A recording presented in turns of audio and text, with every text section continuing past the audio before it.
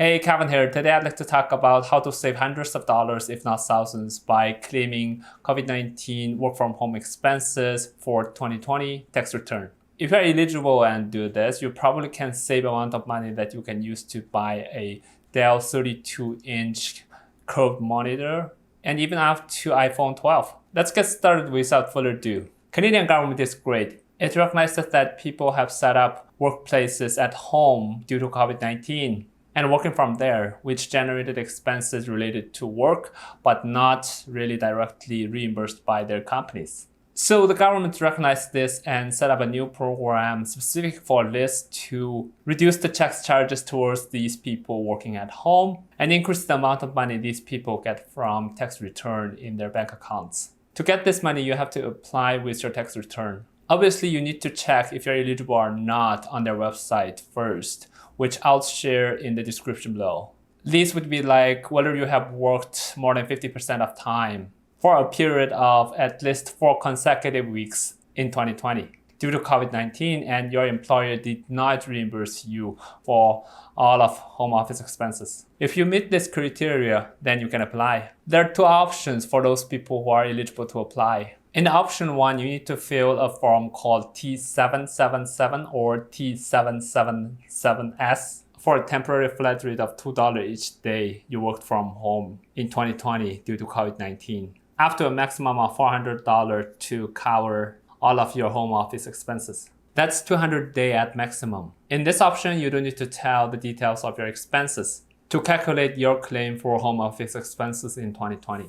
This is the easier way. This is used to claim your expenses for rent, electricity, water, utilities, gas, office supplies like pen and pencils, home internet, and phone minutes. You do need to fill the details for these, but you'll get money for these. You just need to put in the number of days you have worked from home due to COVID-19 in 2020, whether you have worked at least 4 consecutive weeks at home, and if your employer has reimbursed your expenses. This is good for people whose work from home expenses is $2 or less per day. And my understanding is that this is good for people who are not paying big rents. If you are working at home, which you own, then this option probably is good enough. But you have to figure it out for yourself. However, if your work from home expenses on average is more than $2, like mine, I pay a significant amount of rent, then you should definitely consider option number 2, which is a detailed method.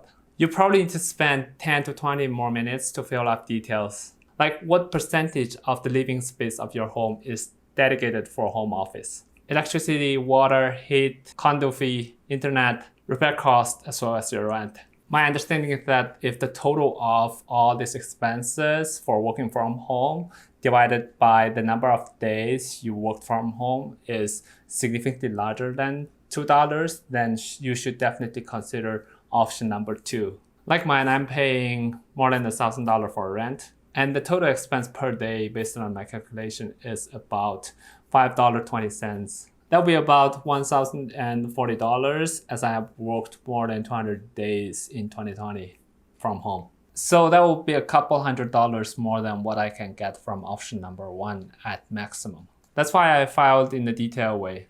Clearly, I'm not rich enough to ignore this and give away this $1,000. In this way, you just need to fill a dozen more fields in your 2020 tax return. You also need to get a form called T2200S filled and signed by your company. You need to keep this signed form for yourself in case Canadian Revenue Agency asks you about this. I'm doing this video because recently I realized that the majority of people who I have spoken to did not realize that they can potentially, I'm saying potentially because it is potentially, can save you a whole year of internet fee by spending extra 20-30 minutes. Like mine, I probably will save about $640 by filing in the option number 2 than in option number 1. And that's almost how much I pay for my internet a year. So why not?